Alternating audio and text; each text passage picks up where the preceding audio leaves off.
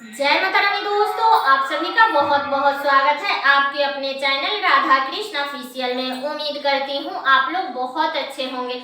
तो ये बताने के लिए कमेंट बॉक्स में जय श्री विष्णु जरूर लिखिएगा। तो चलिए दोस्तों, आज हम इस वीडियो में जानेंगे भाद्रपद मास के शुक्ल पक्ष की परिवर्तनी एकादशी के बारे में कि एकादशी का व्रत हमें कब करनी है, एकादशी तिथि कब से शुरू हो रही है, कब समाप्त हो रही है और द्वादशी तिथि कब से कब तक रहेगी, पारण का शुभ मुहूर्त क्या रहेगा, इस दिन हमें क्या करना चाहिए, क्या नहीं करना चाहिए। तो बहुत सारी महत्वपूर्ण बातें आज हम इस वीडियो में जानेंगे। तो आप लोग वीडियो के लास्ट तक बने रहिएगा, आप लोगों को परिवर्तनी एकादशी से संबंधित संपूर्ण जानकारी मिलेगी। तो चलिए वीडियो को शुरू करते हैं और जान लेते हैं सभी महत्वपूर्ण बातें। तो सबसे पहले बता दूं कि हिंदू धर्म में परिवर्तनी एकादशी को बड़ी ही महत्वपूर्ण एकादशी मानी जाती है। और बता दूं कि बहुत लोग होते हैं जो कृष्ण पक्ष और शुक्ल पक्ष दोनों पक्षों की एकादशी का व्रत करते हैं, लेकिन बहुत ज्यादा सारे लोग क्या करते हैं, सिर्फ शुक्ल पक्ष की एकादशी का व्रत करते हैं। तो हमारे यहाँ तो सिर्फ शुक्ल पक्ष की ही एकादशी का व्रत किया जाता है। और बता दो कि परिवर्तनी एकादशी में भगवान विष्णु की वामन अवतार की पूजा किया जाता है। और जो भी भक्त भगवान विष्णु की वामन अवतार की पूजा करते हैं ना, तो उनके पिछले जन्मों के सारे पाप नष्ट हो जाते हैं और अंत में उन्हें वैकुंठ की प्राप्ति होती है, मोक्ष की प्राप्ति होती है। तो बता दो कि ऐसा माना जाता है ना कि भगवान विष्णु इस दिन अपने स्वयं की स्थिति में करवट बदलते हैं ना, अपना फेरी परिवर्तन करते हैं, इसलिए इस एकादशी को परिवर्तनी एकादशी कहा जाता है। और बता दूं कि इस दिन दान करने से ना सिर्फ गरीबों की मदद होती है, बल्कि जो भी लोग दान करते हैं ना, उसे धार्मिक और आध्यात्मिक दोनों ही समृद्धि, सुख समृद्धि की प्राप्ति होती है।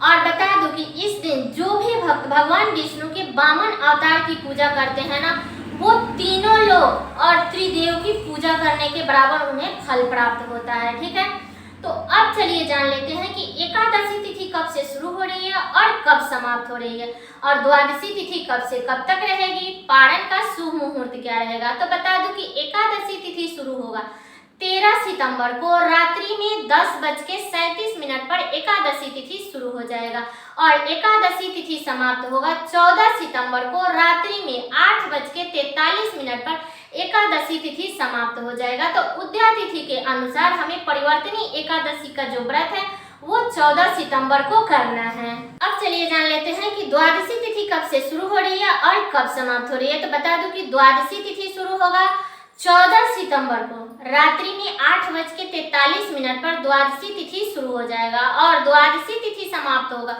15 सितंबर को शाम में 6:14 पर द्वादशी तिथि समाप्त हो जाएगा। तो बता दूं कि एकादशी के व्रत करने से पहले हमें उसके एक दिन पहले हमें दशमी तिथि के नियमों का पालन करना है। तो हमें 13 सितंबर को दशमी तिथि के नियमों का पालन करना है। दशमी तिथि के दिन हमें बाल धोकर के स्नान कर लेना है। उस दिन हमें शुद्ध सात्विक भोजन करनी है, लहसुन प्याज मांस मदिरा ये सब का सेवन नहीं करनी है। और दशमी तिथि को चावल का त्याग किया जाता है और दशमी तिथि से ही हमें ब्रह्मचर्य का पालन करना है।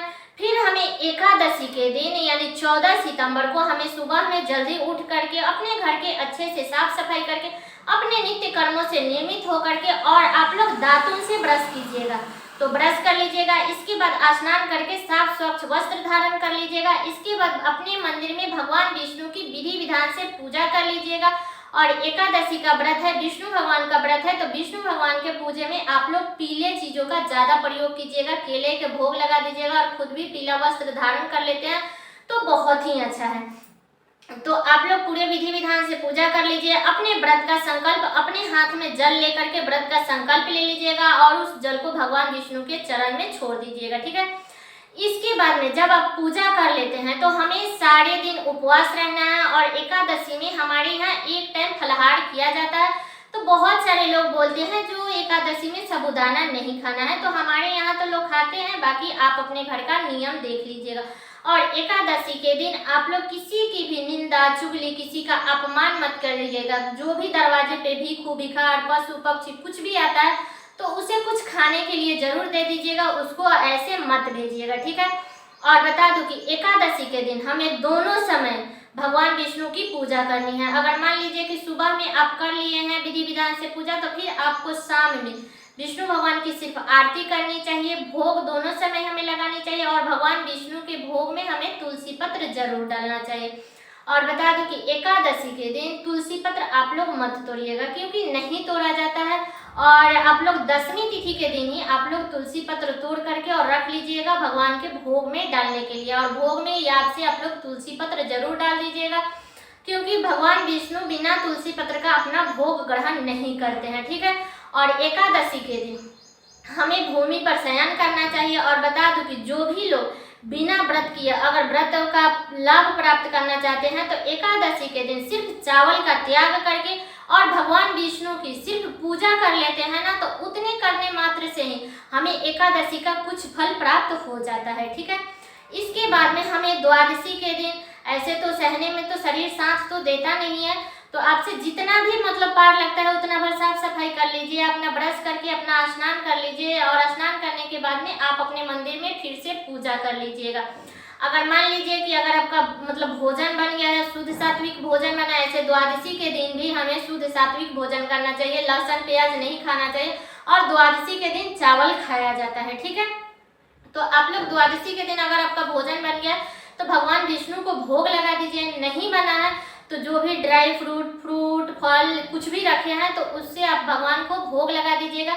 इसके बाद में आप अपने हाथ से कुछ ना कुछ दान जरूर कर दीजिएगा, क्योंकि एकादशी का जो व्रत है ना, हम सारे व्रत सब किसी के लिए करते हैं, लेकिन एकादशी का व्रत हम अपने लिए करते हैं, इसलिए हमें एकादशी में दान जरूर करना चाहिए। तो बता दूं कि अगर आप एकादशी के दिन दान करती है, 14 सितंबर को दान करती है, तो आपको फल वस्त्र का दान करना है, अन्न का दान नहीं करना। और द्वादशी के दिन दान करती है तो आपको अन्न का दान करना है। और अन्न का दान करके कोई जरूरतमंद है, कोई ब्राह्मण है तो उसे दे दीजिए, नहीं तो मतलब जो भी जरूरतमंद है उसे आप लोग दे सकते हैं, ठीक है। इसके बाद में आप अपने मुख में तुलसी पत्र, अगर आपका भोजन बन गया है तो भोजन करके आप लोग पारण कीजिए। नहीं अगर शुभ मुहूर्त में बना है आपका भोजन तो आप लोग तुलसी पत्र और गंगा जल मुख में डाल करके आप अपने व्रत का पारण कर लीजिएगा। और बता दूं कि एकादशी के दिन तुलसी माता में जल मत दीजिएगा, अलग से आप लोग धूप दीप दिखा दीजिएगा, फल का भोग लगा दीजिएगा, लेकिन उसमें आप लोग जल मत डालिएगा। और एकादशी के पूजा में हमें चावल का प्रयोग नहीं करना है, ठीक है। एकादशी का चावल हमें, एकादशी के दिन हमें चावल का प्रयोग पूजा में भी नहीं करनी है, खाने में भी नहीं करनी है, ठीक है। तो अब चलिए जान लेते हैं कि एकादशी के पारण का शुभ मुहूर्त क्या रहेगा। तो बता दूं कि एकादशी के पारण का जो शुभ मुहूर्त रहेगा वो 15 सितंबर को सुबह में 6:10 से लेकर के और 9:10 के बीच में हमें एकादशी का पारण करना है।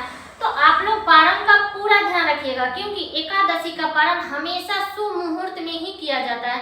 तो आप अगर आपका भोजन बन गया है तो भोजन करके पारण कर लीजिए, नहीं बना है तो आप लोग शुभ मुहूर्त में मुख में तुलसी पत्र डाल करके आप अपना व्रत खोल लीजिएगा, ठीक है।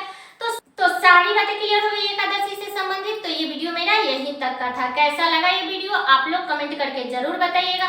चैनल पे नए आए हैं तो सब्सक्राइब कर लीजिएगा, बेल आइकन को प्रेस कर दीजिएगा, जिससे मेरे वीडियो का नए नोटिफिकेशन आप सभी के पास में सबसे पहले पहुंचे। और वीडियो को लाइक कर दीजिएगा, क्योंकि आपके एक लाइक से मुझे बहुत ही मोटिवेट मिलता है। तो वीडियो को लाइक कर दीजिएगा और वीडियो को शेयर कर दीजिएगा, ताकि हर किसी को परिवर्तनी एकादशी से संबंधित संपूर्ण जानकारी प्राप्त हो सके।